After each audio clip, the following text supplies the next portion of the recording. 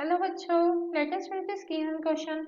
So the given question says that a pure resistive circuit element X when connected to an AC supply of peak voltage 200 volt gives a peak current of 5 ampere which is in phase with the voltage.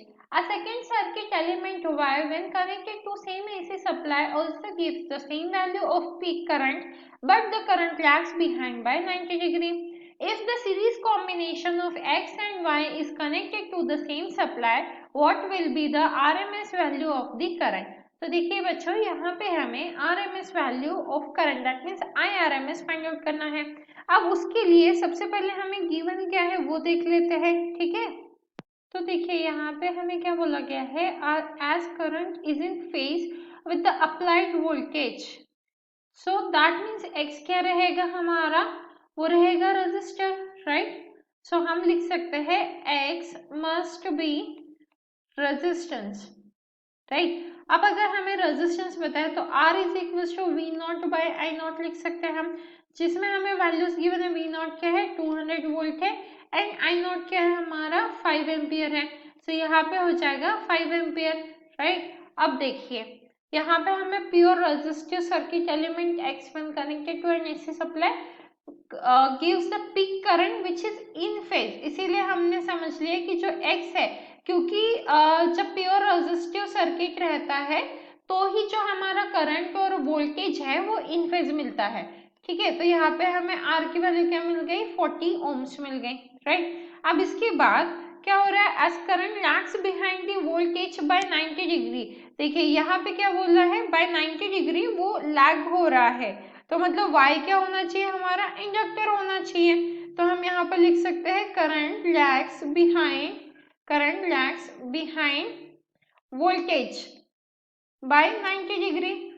तो इसीलिए हमारा जो Y है वो क्या रहेगा, inductor रहेगा, right. तो ये हो गया इंडक्टर, मतलब हम XL की वैल्यू निकाल सकते हैं V naught by I naught से, वो हो जाएगी 200 volt and then divided by 5 ampere. तो हमें आंसर कितना मिलेगा यहाँ से 40 ओम्स।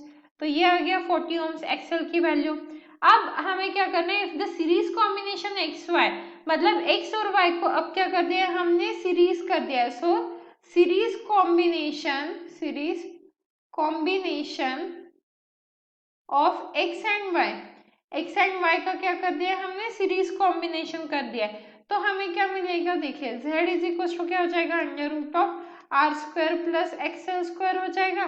तो इसमें वैल्यूज को सब्स्टिट्यूट कर देंगे, ये भी 40 का स्क्वायर है और वो भी क्या जाएगा 40 का स्क्वायर आ जाएगा, राइट। तो इसी का आंसर क्या आ जाएगा 40√2 ओम्स, राइट। अब देखिए क्योंकि हमें IRMS फाइंड आउट करना था तो IRMS फाइंड आउट करते हैं। अब IRMS क्या हो जाएगा, that will be equal to VRMS and divided by Z।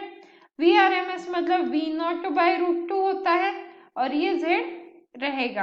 अब V नॉट की वैल्यू गिवन है हमें, इसीलिए हमने V नॉट बाय √2 लिखा। सो ये 200√2 और Z की वैल्यू क्या है 40√2, तो यहाँ पे डाल देंगे 40√2, ठीक है।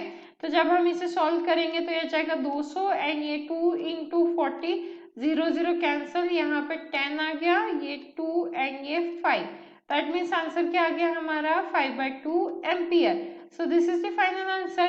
Now let's check the option, जो ऑप्शन सी है वो हमारा परफेक्टली मैच कर रहा है। So the final answer for this question is option C and I hope you understood it well. All the best.